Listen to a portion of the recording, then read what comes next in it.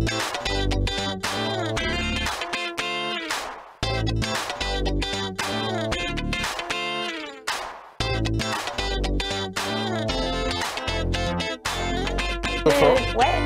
Comme de début. Et on passe à Marie-Blanche qui va nous parler de livres, bien évidemment, avec une sélection cette semaine, vous le disiez un petit peu, donc axée sur les polars, les enquêtes. Voilà, et on va commencer par le mystère. Ça tombe bien, on rejoint le jeu de tout à l'heure, mais cette fois-ci par un livre. Donc avec un auteur, comme d'habitude de la région, qui vient de Sainte-Maxime, qui s'appelle Jean Maltese, qui est journaliste, télé, presse écrite, et qui a écrit des polars. Mais là, il change un petit peu de registre avec Le rapace se réveille la nuit.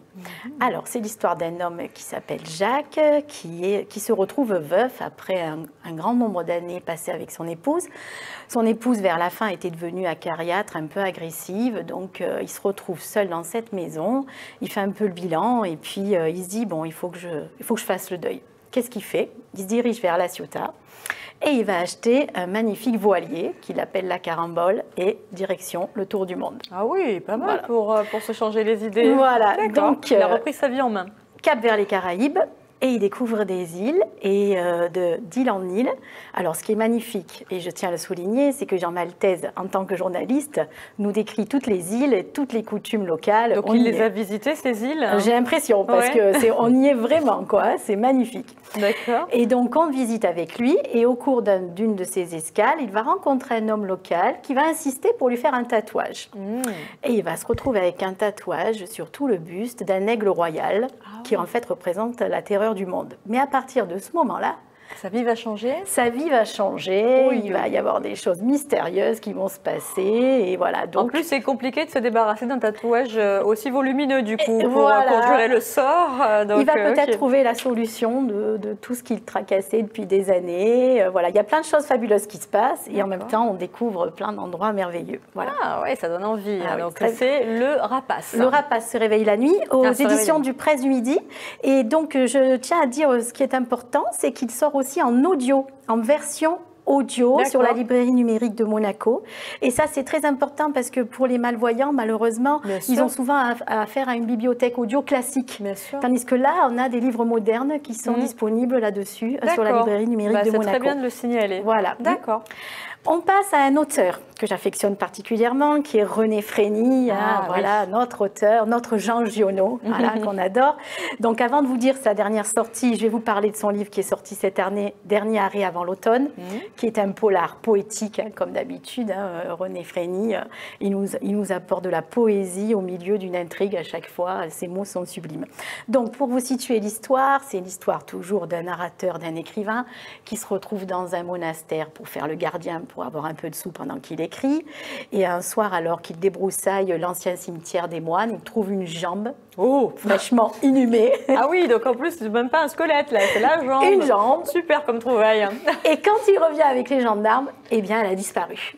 Ah, mais qui a volé la jambe? Qui a tué? Qui a volé cette jambe? Commence une enquête qui se trouve dans la région de Riez, très jolie, dans le 04. Donc en même temps, on découvre cette belle région et plein d'amis de ce narrateur qui sont mystérieux, qui cachent peut-être des secrets, donc à découvrir. Très bien. Bon, là, pour une enquête, et justement, pour Noël, il sort ce qu'on appelle un tract. C'est une série qui se fait chez Gallimard. Chaque mois, il y a un tract. C'est un petit livre comme ça d'une 40aine de pages qui se lit facilement. On dévore en une demi-heure. Ils appellent ça un souffle entre deux écrans. Donc ça tombe très bien, puisqu'on disait tout à l'heure qu'il faut arrêter les écrans. Décrocher les écrans, Et à l'intérieur, il nous fait les confidences. Ça s'appelle Carnet de prison ou l'oubli des rivières.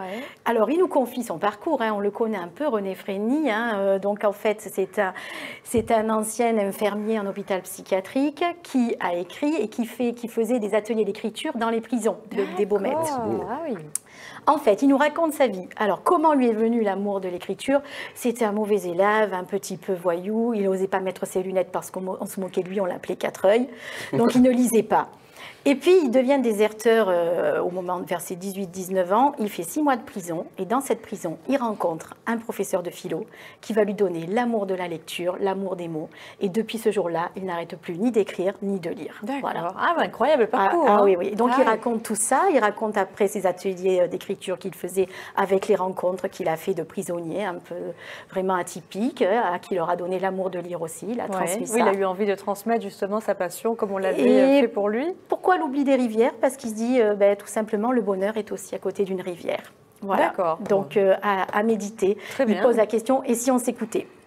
Le dernier livre historique, on revient à La Ciotat. Donc n'oubliez pas que La Ciotat vous tient à cœur. Voilà. Donc au Salon du Livre de Céreste, nous avions une conférence et donc j'ai acheté le bouquin. Michel Corny, non? C'est lui qui a Alors Michel Corny est responsable tout à fait du cinéma de l'Éden. Et Jean-Louis Tixier et Laurence Delabaume se sont rencontrés au cours d'une soirée qui était organisée à l'Éden. Laurence Delabaume est journaliste à Arte et Jean-Louis Tixier est adjoint au maire de la Ciotat, section culture, pardon. D'accord. Et donc, en fait, il fait partie d'une trentaine de personnes qui se sont battues pour faire reconnaître l'Éden comme le plus vieux cinéma du monde et pour obtenir justement des subventions pour rénover ce cinéma qui marche maintenant. Il y a un film tous les jours qui est projeté. Il est magnifique, voilà. Il a été entièrement refait, il a rouvert en 2013, non? Voilà, il me semble, oui, par rapport à Marseille. MP 2013, Marseille-Provence 2013, il a rouvert ses portes flambant neuf après bien des années de travaux. Au milieu de photos magnifiques, on y découvre comment les frères Lumière ont atterri à La Ciotat et pourquoi ils ont fait le premier film à La Ciotat alors qu'ils habitaient à Lyon. C'est vrai. Voilà.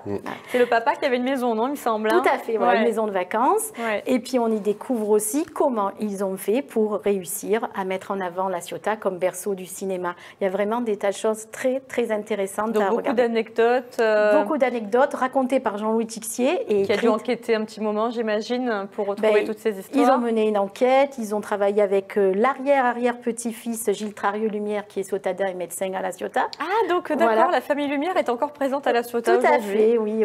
Voilà. Et ils ont travaillé avec lui, ils ont fait des recherches, et on découvre vraiment toute l'histoire, non seulement du premier cinéma, mais en plus du premier film et du premier cinéma à l'Éden. Il y a des photos d'archives aussi, je vois à l'intérieur. Magnifiques photos, avec ensuite toutes les personnalités. Il y a même une préface de Jacques Weber, qui dit et la préface aussi de Olivier Dahan, vous connaissez? Celui qui a fait La Môme, qui est ciotadin. Voilà. Ah bon? Qui est ciotadin. Voilà. Vous saviez, Abdoul, qu'il était ciotadin? Non. Et ben voilà. Vous pourriez l'inviter dans votre prochaine émission. Ah, super. Oui, tout à fait. C'est l'occasion de le rencontrer. S'il est du côté de La Ciotat. Ah oui, mais je peux même... le faire dédicacer, Oui, bien sûr. Franchement, j'aime beaucoup. Bon, un livre à se procurer aussi. Bonne idée cadeau pour Noël, avec les secrets de ce magnifique cinéma qui est toujours en activité et, comme vous le disiez, qui propose de nombreux films avec une belle programmation chaque semaine. Tout à fait. Merci Marie-Blanche. Merci Abdoul. Ciao, Stéphanie, on vous retrouve sur le site Missive Mystère pour le jeu. Quant à nous, on se retrouve demain avec la philosophe et auteure Marie Robert qui viendra nous parler de ses livres qui rencontrent un franc succès. La recette de Carole Gézé-Calpition de la chaîne YouTube Carole Cuisine qui nous proposera une recette pour les fêtes. Et les idées de sortie d'Alexandra Appic qui rencontre sur vous. En attendant, on vous embrasse. On vous dit à demain, bien sûr.